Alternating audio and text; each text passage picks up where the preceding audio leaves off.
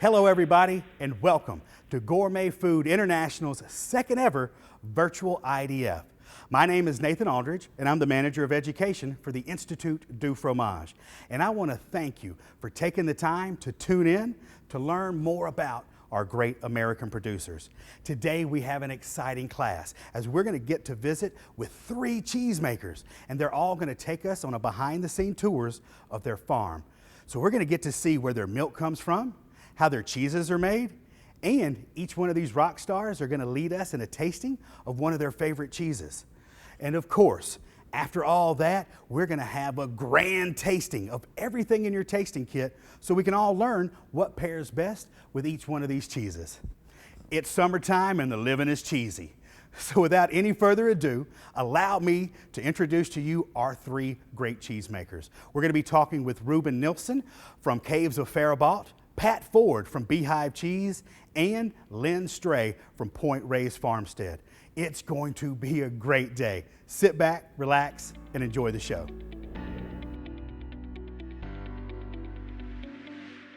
Hello everybody, welcome to the Caves of Faribault. I'm Ruben Nilsson, the General Manager. Behind me are our cheese vats where we make our Blue and St. Pete Select Blue cheeses and our Amador Gorgonzola style cheese. To my right, we have our raw milk silos. We're bringing in milk from a single source dairy farm, one of our patron members. And that milk will go into our cheese vats. We are doing a heat treatment, so self-pasteurization temperatures. We add our cheese culture and our mold culture directly to the milk at the start of the process. We allow some time for ripening before we add our rennet chymosin enzyme to coagulate the milk.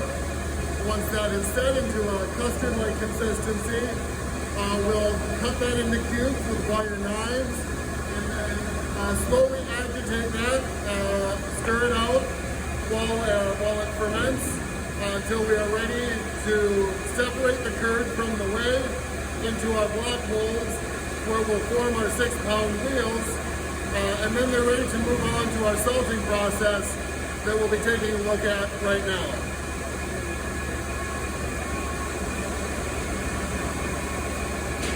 Again, we're now standing in one of our salting rooms. By my side is some cheese that we made yesterday. So by this stage of the process, our bacteria starter culture has done its job. All the lactose sugars have been digested, producing the lactic acid. This cheese is now very, very sour tasting and slightly bitter. We've brought the temperature of the cheese down about 20 degrees over the last 24 hours. And these wheels have received their first salting. Here, one of the things that makes Blue and St. Pete special is our hand salting technique, where we add salt to the surface of the wheels over multiple days, giving it time for salt to gently make its way into the center of the cheese before they'll move into our next room where the process of piercing will happen. The noise you can hear slightly in the background is our puncher at work. It is taking blunt stainless steel needles and piercing each face of the wheels like aerating your lawn. This will allow some oxygen down inside that our Penicillium roqueforti culture will need to bloom over the next 3 weeks in our caves. And welcome to the caves. We're now standing in Louis' Tunnel, named after one of the original cheesemakers. Over here on the left is the door to the old cheesemakers tunnel. In the early days of the caves, the cheesemaker lived across the street and had this tunnel dug so that late at night or in the winter when he wanted to come over and check out the cheese, he could go down to his basement, walk under the road, and come up in the caves. Unfortunately today that house is no longer there and this tunnel has been blocked off. But if we start to walk this way, we'll continue down the path that our cheese is taking. Our tunnels, caves have been dug out of St. Peter sandstone, which is 99% pure silica sand, left over from the last ice age when glacial Lake Agassiz receded. And we put a whitewash on the cave walls to give us a hygienic surface to clean, but these are still porous. So water is able to move freely through the whitewash, through the sandstone, to the river bluff, where sunlight evaporates moisture, which creates a wicking effect that purifies all the air in our cave, so we don't bring in any fresh air. Now this area where I'm standing, this is the original cave, dug by erosion, that in 1918, from 1854 to 1918, was used by the Fleckenstein brothers as a brewery. So Prohibition shut down the brewery, sat idle until 1936, when it became a blue cheese plant. Up here, if you look up at the ceiling, you can still see the remains of the old chimney that they would use above their brew kettle. The younger caves that were dug from aging blue cheese were constructed differently and feature the Gothic arch that you see over my head. In the early 30s, the Ford Motor plant up in St. Paul, Minnesota was mining sandstone to make windscreen glass, and their engineers developed this mining technique that all of the cheese caves employ. Welcome to Cave 3. This is the third of 4 of our cure caves. This cave was dug in 1945 by hand during the day in the hot summers while they were making cheese overnight. You can see the walls were finished smooth with hand scrapers, and all this irregularity is the result of decades of whitewashing just being applied in thin layers every year as the natural microbial flora continues to grow and develop in here. And over my right shoulder, we have a vat of our almond blue cheese made at the end of April. Our blues and our gorgonzolas will stay in these caves for about 3 weeks while the mold fully develops, at which point we will move them into sealed bags to colder caves and allow a slower flavor development process to take over from the faster activity of mold cultures. This cave is also where our Felix blue cheese is born. Felix starts out with the same recipe as our Amma Blue or St. Pete's Select, but we encourage that native microflora to overtake the rind of this blue, which mellows it, contributes to the very earthy flavor, that more fudgy texture that Felix has compared to Amma Blue. So really speaking to the terroir of the caves.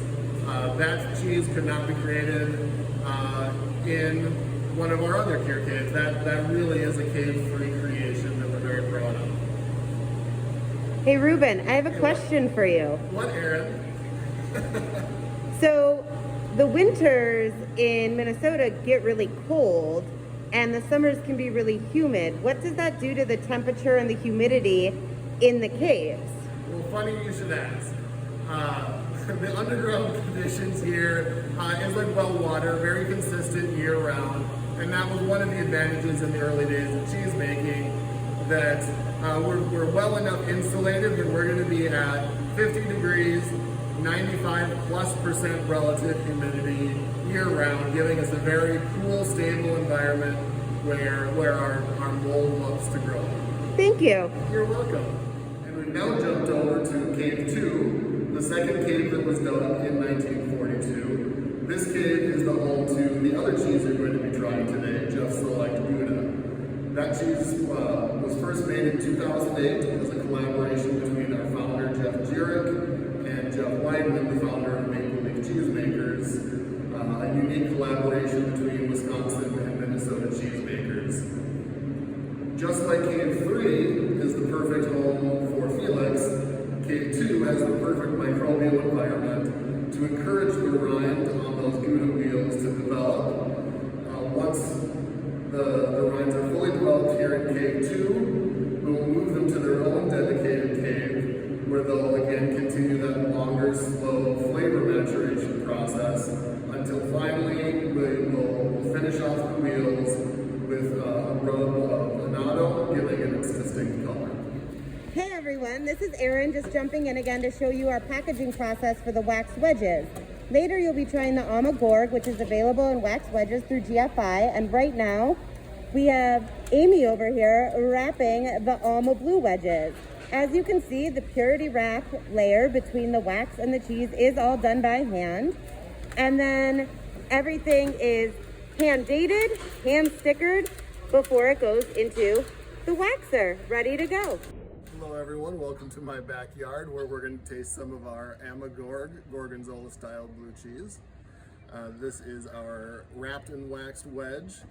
Our Alma Gorg is a cheese we developed back in about 2002. It was the first cheese we introduced after Alma Gorg and, Alma Blue and St. Pete's Select. This was really driven by chef requests. A lot of chefs in Minnesota had gotten used to using Gorgonzola in recipes in the 90s. So when Faribault Dairy started up, this was kind of the first big request. So Jeff had a great friend who was an international flight attendant and was able to bring back samples of Gorgonzola.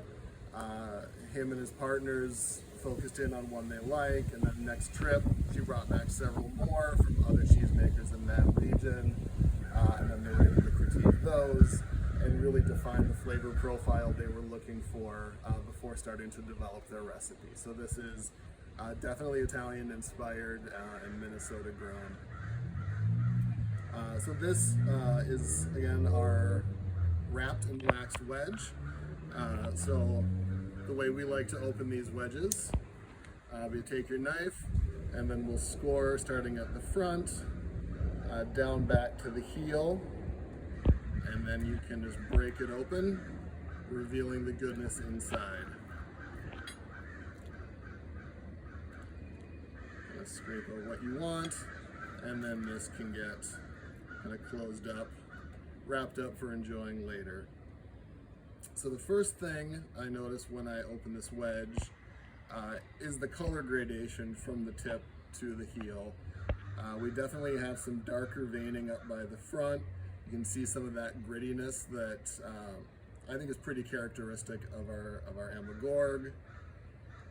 And then we have the paler white heel of the wedge backed by the salt rind from our hand salting. So a nice kind of fermented lactic aroma. I think a very mild blue aroma to it. And then with this, it's up at room temperature, getting a little bit of the fat on my fingertips. So I'll grab my first piece, and I invite everybody to do that as well.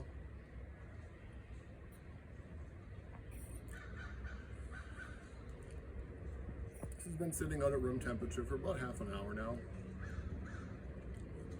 So nice, soft and creamy. Getting the granules from the veining. And this I'm almost getting like a hint of like a parm nuttiness, but still having the tang and the slight sweetness of our Gorg. This I would recommend pairing on your table with candied nuts. I like dried apricots, particularly of the dried fruits, but I'd say most like dried berries are going to be a good pairing. Jams are always lovely. Maybe something with some heat to it, like a garlic pepper jam jelly. For honeys, I would actually recommend a darker honey. I'm a big fan of buckwheat honey, and I think that little edge that the buckwheat gives to the honey really brings out some of the complexity. Dark chocolates, definitely another lovely pairing with blue vein cheese and the Gorgonzola in particular. I keep referring to my notes. For your drink options, I say any beer works, but I would maybe stick to like a dark but light-bodied ale or lager. I think you can go hoppier as well. I think the hoppiness will hold up against the blue pretty nicely. And for non-alcoholic options in the wintertime, Erin mentioned she's a big fan of Mexican hot chocolate with our blue, kind of that grittiness. Drinks that are on the sweet side, but maybe closer to like off dry or semi-sweet, nothing really super sweet. We were discussing root beers. I think a less sweet, a less sugary root beer is going to be nice, getting some of the spice complexity, the licorice and the wintergreen notes are going to pair well with this.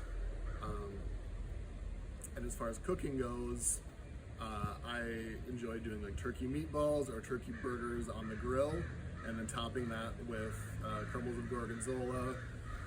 And then I love cauliflower, so a roasted cauliflower with just the crumbled blue cheese, or if you're doing like a cauliflower gratin, I think adding the gorgonzola right into that is going to be a lovely pairing for that. So I'm going to take a little nugget.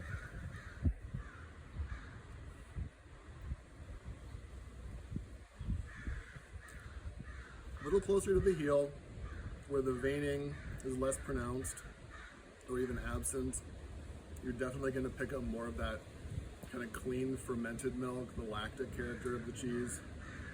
And that's something that we pride ourselves on with our cheeses, that as complex and as flavorful as they can get, the character of the milk still comes through. We have a lovely farmer who's producing all of our milk, and he works very hard on the quality and the genetics. So we have really fatty milk that gives us a very lush cheese. So that's about all I have for the Amagorg. But I know up next you're also going to be tasting the Jeff Select. So that is, of course, also one of my favorites that I really enjoy doing, mixed with other cheeses. So tasting it together with the Amagorg, or like our St. Pete Select, mixing that in a melt with a softer Gouda like our St. Mary's, or even a cheddar. It's going to give some more flavor impact with the younger cheese that's going to have a better melt character. So enjoy the rest of your tasting, everybody, and so long from Minnesota. Made with traditional techniques from pure, unpasteurized cow's milk, each wheel is hand-washed to develop its signature complex rind, and is then cave-aged for no less than 10 months, resulting in a cheese that is rich, nutty, smooth, and perfect for melting. Cheese lovers, meet your new temptation, Schellenbell.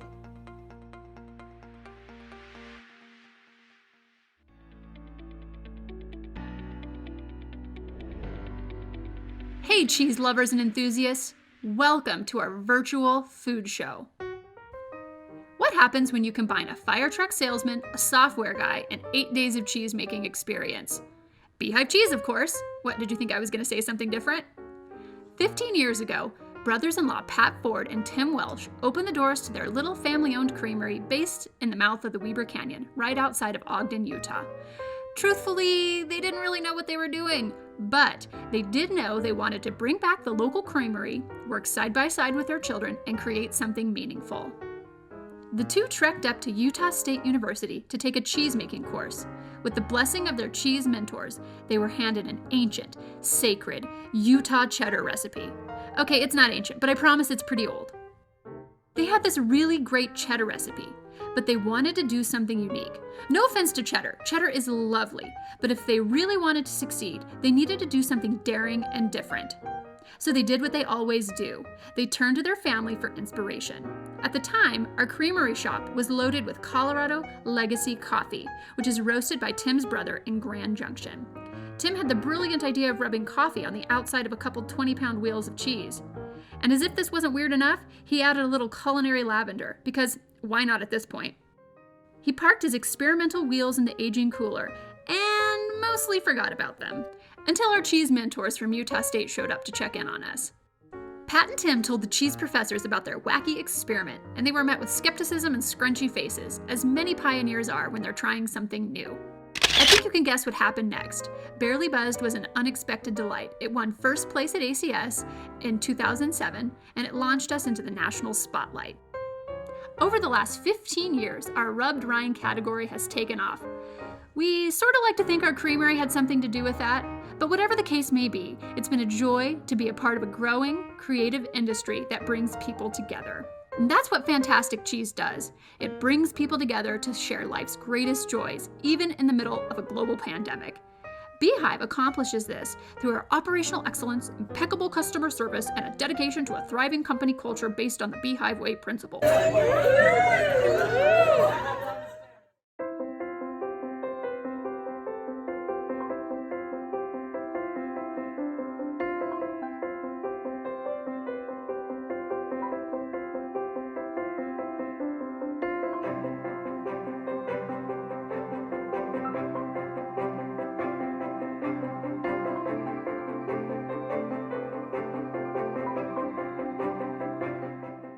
Who are you and where am I? I'm Clint Wade. This is our farm, Wadeland Dairy, and we're located in Ogden, Utah. And this farm has been in the family for 4 generations, a little over 100 years.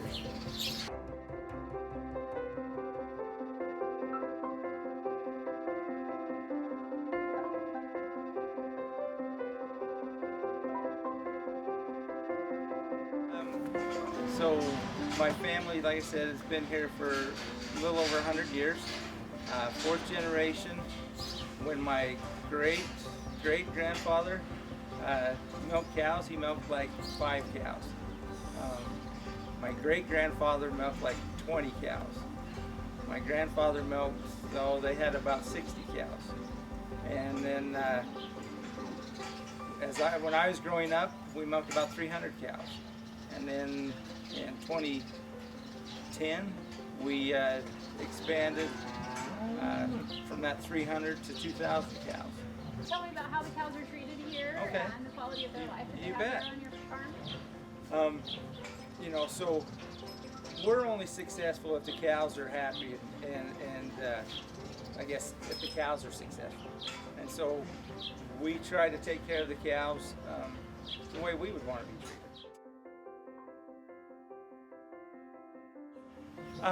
So we feed them what they need.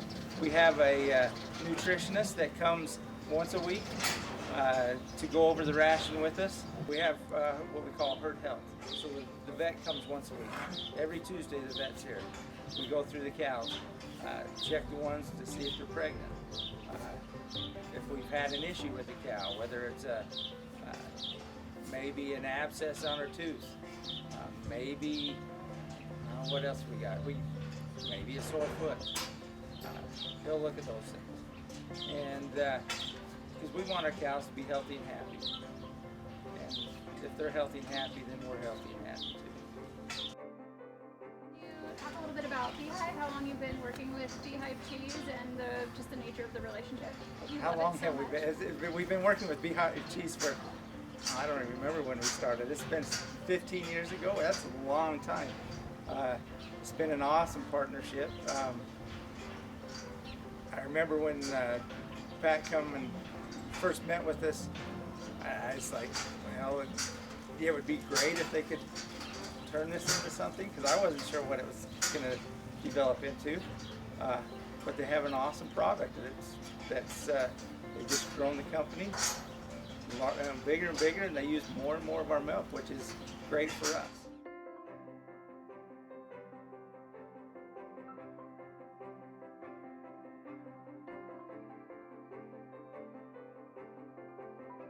Hit the threshold of high quality bonus for almost 20 years now here at the dairy. So all the time that we've been working with Beehive Cheese, it's been as high quality milk as it really could be. And what is a somatic cell? So a somatic cell is it's the cell count, kind of like a white blood cell count. The higher the cell count means that the cows might be fighting an infection. So the lower the number, the better. Generally, so we get the highest bonus or paid for the highest quality when it's under 200. We average between 120 and 150. And generally that means they're a pretty healthy cow.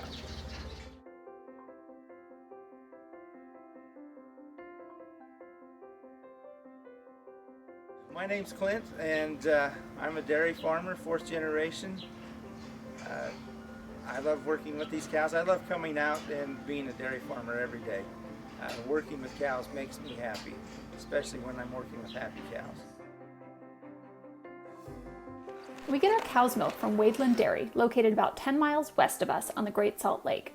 Clint Wade is a 3rd generation dairy farmer and has a mixed herd of Jersey and Holstein cows. We have a great partnership with Wadeland Dairy, and we've used their milk ever since we opened. Welcome to the West Building. This is where you'll find the creamery and our tiny retail shop. Wade's Dairy Milk Truck delivers fresh milk to this dock every make day.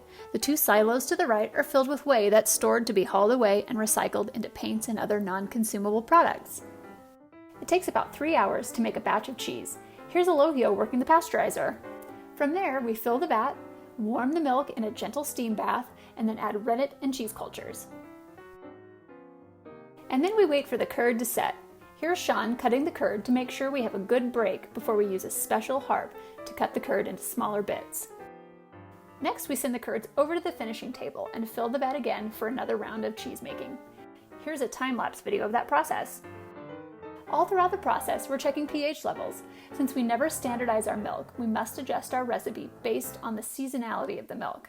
The seasonal variation of milk composition means that we cannot rely on every batch progressing exactly the same way.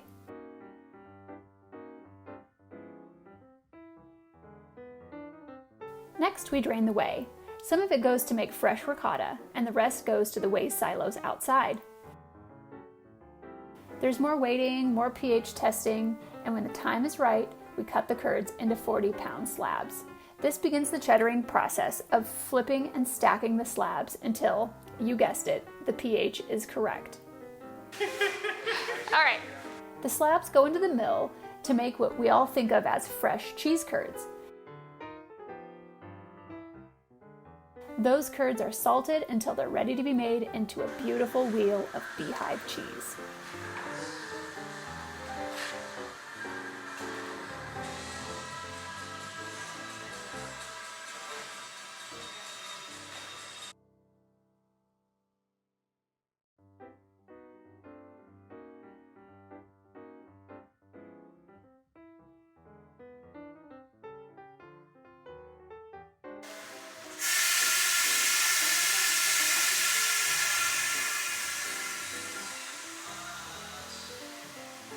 We press the 20-pound wheels, trim them, and some go off to become rubbed rind cheeses like Barely Buzzed or Big John's Cajun, and the others age as Promontory, our base cheddar.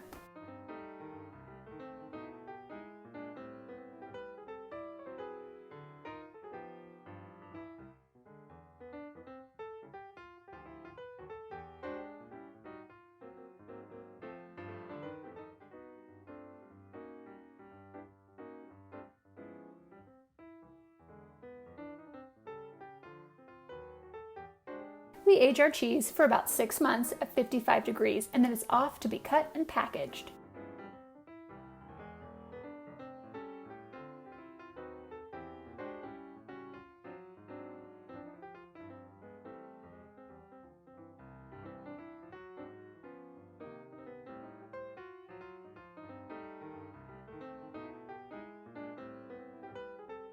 Here's a cool perk for our employees. 4 days per week, Beehive's Chef Heather cooks lunch for the crew.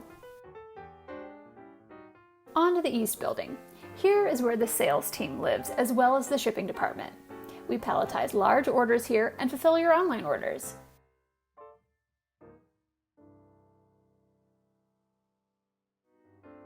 Community is a core value for us. Since the beginning of the pandemic, we've donated about 130,000 pounds of cheese to our local food banks and food pantries. We're excited to be delivering our cheese to the Utah Food Bank today. None of this would be possible without the hard work and dedication of our cheese crew. They are total rock stars. Hi guys, Pat Ford here from Beehive Cheese Company.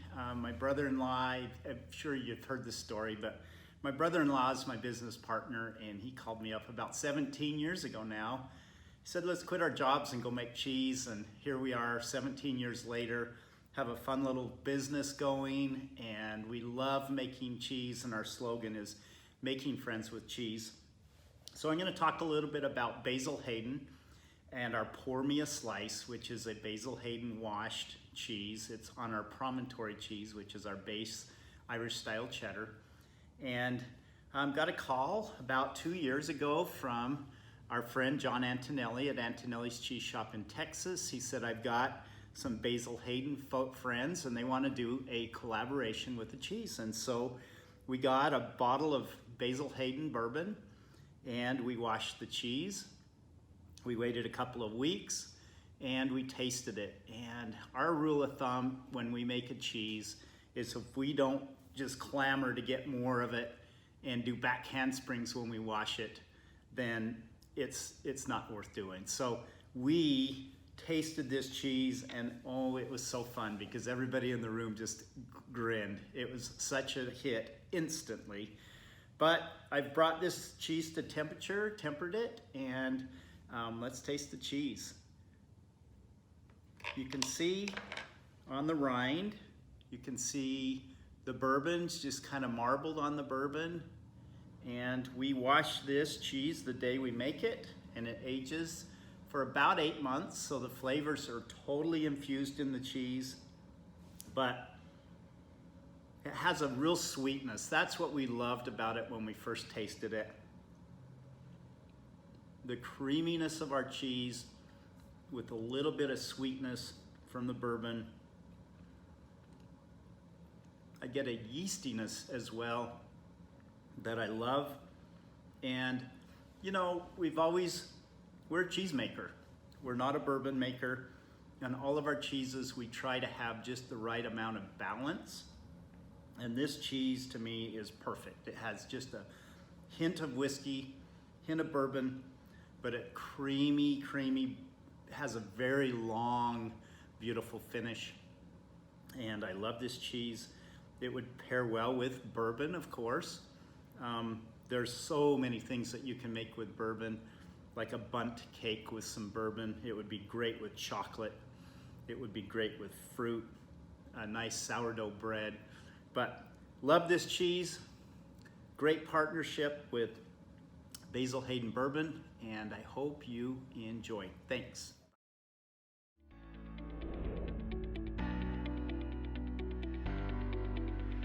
Hey everybody, it's your friendly neighborhood cheesemonger Nathan here to share with you a couple of my favorite tips for pairing cheeses and dips with my favorite crackers, crisps, and flatbreads.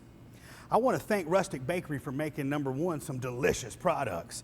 And their crisp, their Artisan crisp, have a lot going on. Like this one has citrus, ginger, and thyme. And with a crisp that has a lot like that that's happening, I love to start with a basic milder cheese. Something like this Le Bon V organic goat log is an absolutely delightful pairing. Now for a crisp with some more tartness, like this one with tart cherry, cocoa nib, and almond, I think these flavors stand up really well to blue cheeses. I've got it going with Statesboro Blue. Try your favorite spreadable one. You're really gonna love it. Now getting to dips. I like to party and I love my dips. But you know there's different kinds. You can have traditional pimento cheese styles that are a little bit thicker versus some dips that are a little bit more spreadable. So with these spreadable dips, I love these flatbreads, these organic flatbreads, because you can dip from far away and it's not gonna really break off into your dip. Plus, if you have a dip with a lot of interesting flavors like this Southern fried pickle dip, you need a flatbread that's got a little bit of flavor to kind of kick up with that. So this one that has this sweet onion and creme fraiche, this is an absolutely beautiful pairing. Now, last but not least, my personal favorite, of course, is pimento cheese. And this is a great traditional pimento cheese from Newbridge. And it is a little bit thicker, as it should be. So with that, I prefer going with these smaller flatbread bites because you can dip in there without breaking your crackers off and leaving a lot of crumbs for other people. Plus, the flavors go really well together. This is a little bit milder of a pimento cheese, so I'm going just with the olive oil and Selgris crisp. I hope this helps, and I hope this helps you on your journey of pairing cheeses with crackers, crisps, and flatbreads. Hi, I'm Lynn Giacomini, and I'm with Point Reyes Farmstead Cheese Company. This is my family's farm. We've been dairying since 1959, and today we wanted to bring you the farm to you through this drone footage, so please enjoy. We pride ourselves on making sure that we have healthy soil, healthy animals, and really just taking care of the land. Through our sustainability practices, such as our renewable energy, our methane digester, and our water reclamation programs, it's all about having a healthy soil so that we have healthy cows and we can make fabulous cheese with our great quality milk. We believe in education and entertainment, and we invite you to come to the farm. Please enjoy our tasting and our education today. Next up, we want to share with you what's been going on in our dairy. And over the last 18 months and then through COVID, we finished implementing a new milking system in our dairy operation. It's the robotic milking system. It's growing in popularity in the United States, but originated over in Europe. So we have a system called Lely out of the Netherlands, and I know you think, what is robotic milking?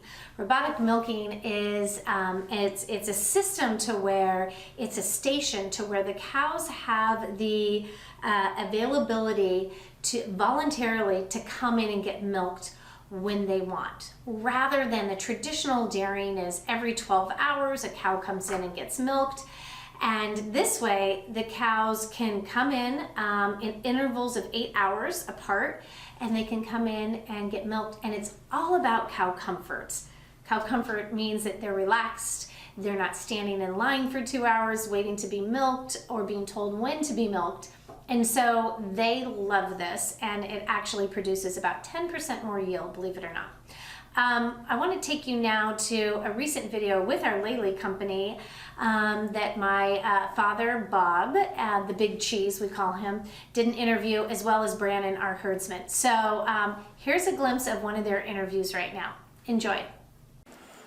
I had remodeled, we came here in 1959 and we were in an old stanchion barn, and in the early 70s we remodeled it to a trigon. And so this trigon was about 30 years old and was wearing out, and we knew we had to do something. And we looked at all other possibilities of remodeling the barn. And I'd heard about the robots, but I'd never seen them, so we went around the country and took a look at some and sold me on the idea of putting the robots in. It was going to cost us a lot of money. It took a while to convince my kids to spend that kind of money to put it in, but I know if we didn't put them in now, 5 years from now, we'd be sorry that we didn't. So with that, we got a hold of Lely and our distributors down here in the valley, and it took us about 1.5 years to, to do the whole project. We had to revamp one of our old freestall barns, and but anyway, we've now been milking in them for about 1.5 years on most of them, and doing very well. Very pleased with them. From the activity collars to breeding, to how much milk each robot's making, to how many visits each robot's making. I could tell you right now, robot 2 and 4 are my most popular robots. The cows go there more often. I get 170 to 180 milkings a day on those 2 robots. The other ones are around 120, 130. And to people that don't milk in robots, those numbers don't really mean anything to you, but to me, they're everything. I think the cows are quieter. You can walk through the herd much easier today than we could before the robots. And because they're quieter, I think that's one other factor that helps give us a little bit more production, besides the 3-a-day milking. So, And I think in the long run, it's helping us put together a better, more productive herd when you combine all these things. But that takes time, and you know, I'm hoping to think within 5 years from now we'll be, you know, getting 100 pounds of milk per cow per day. That's our goal. Here we have the making of Bay Blue. As you can see, we're checking the curd right there to make sure that it's at the right pH and texture before we cut it. And as you can see, we're actually cutting the curd. The size of the curd tells us about the moisture that's going to go into the cheese. So with Bay Blue, you can see that there as the forks are starting to rotate through that double O vat. And we're doing 100% whole milk in here. Once again, it's those milks from the Holstein cows. And then we separate our curds in our whey. As you can see, we're putting in the curds into the forms and the whey is draining. And in particular with blue cheeses, we do not want to press the cheese. It actually, here's our flipper. This is a really fun piece of equipment we purchased about 3 years ago. And there's about 120 wheels on that flipper. And the weight of the cheese is creating the shape. So it's not a weighted press. And then here, of course, we're salting the cheese instead of a brine. We're hand salting. That helps to protect that and still protect the rind and continue to expel some of that whey. And with Bay Blue, it's a natural rinded cheese. Oh, but first, as you can tell, we're punching the cheese or needling it. And this is allowing oxygen to get inside and letting that mold grow. And here we have the aging. And you're seeing the different stages of aging as the rind develops. Having the perfect temperature and humidity, that air quality control, is essential in any aging cheese. After about 30 days, we're opening it up to see the blue mold development, as you can see here. We take great care in the aging of Bay Blue to develop its deep flavors. Hi everyone, thanks for joining me for our Bay Blue tasting.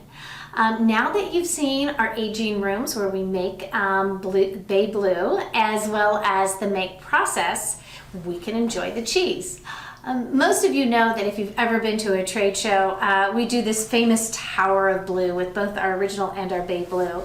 But as you can see, it shows the beautiful blue veining in between, and it's eye-catching, and we love it. So it's a great way to present the blues. Bay Blue. So I want to talk about the unique characteristics of Bay Blue. And as you can tell by this wedge here, it's got a natural rind on the outside, so it allows it to have certain flavor characteristics closer to that edge of that rind.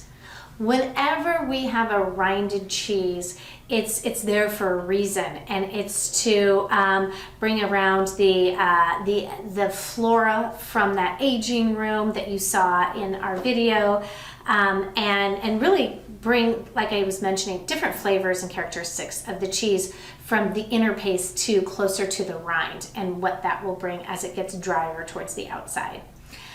Bay Blue is really known for being savory and sweet, and that's due to the way that we make the cheese and the cheese profile.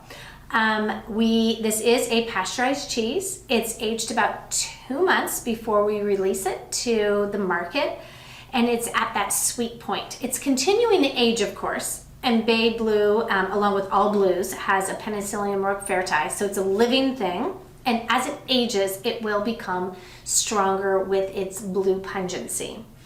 But the way that we make Bay Blue, it's the intention with the cultures that we use is to bring around a lot of sweetness into the curd. And so the process that we do with this, we, unlike our original blue, this is, we don't homogenize it. All of the milk goes straight into the vat.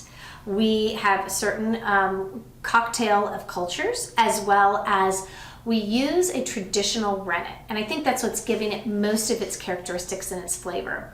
That traditional rennet, or animal rennet, is not used widely today in the United States. Most cheeses use a microbial rennet. But what the traditional animal rennet brings is a earthiness, a brothiness, and really kind of combines with the sweetness in this curd to this umami flavor. And that's where we come up with this savory note up front.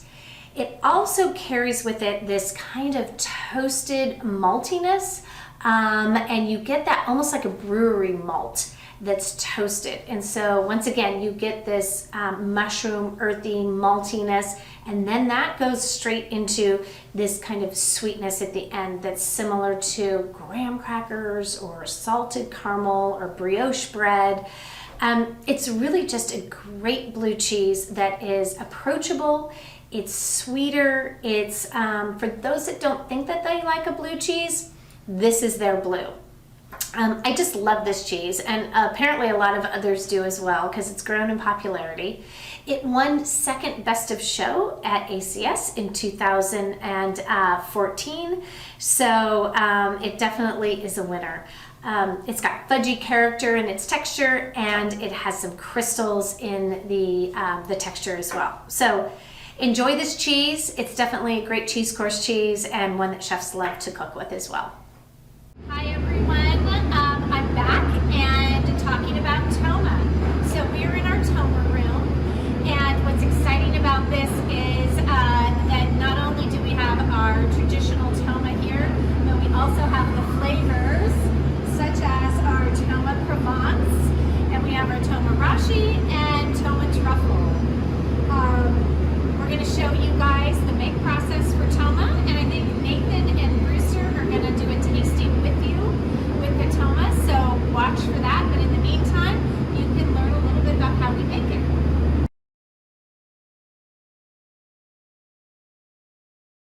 I love when we make Toma because the whole room smells sweet.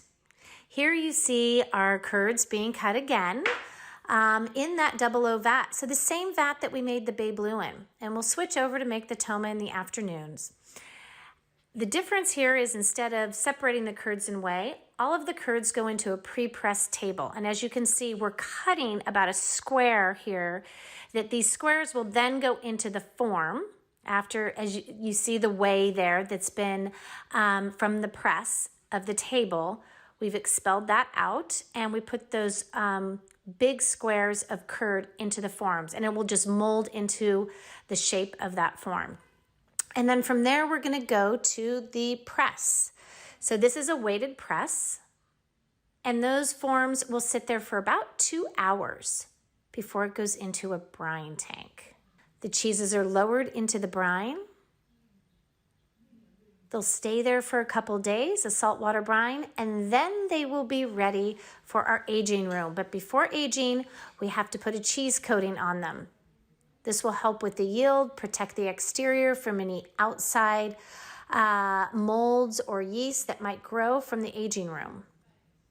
Then after we put the cheese coating on, goes on the board to be aged for a couple months. But of course we need to turn it. And as you can tell, this room goes up to about 18 feet. And so to reach those wheels, we've employed Tina Turner, our new favorite employee from Switzerland. This is a robotic turning machine, as you can tell. Not only do they flip it, but the cheeses are also brushed and cared for. This ensures consistency in the turning of the wheels and cleaning of the wheels. And from there, we go on to our packaging room, and where the cheese either stays in the whole wheel as bulk or it goes into our cutting machine. Here you see we do our exact weight wedges for our retail cuts. Toma comes in 3 different flavors besides the original: Toma Provence, Toma Rashi, and Toma Truffle. Everyone's favorite.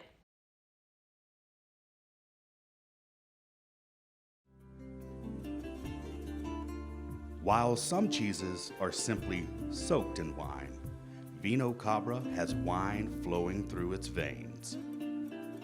As delicious as it is beautiful, our wine-infused goat cheese can elevate any gathering into a fiesta. Vino Cabra, a taste of Spain's newest cheese tradition.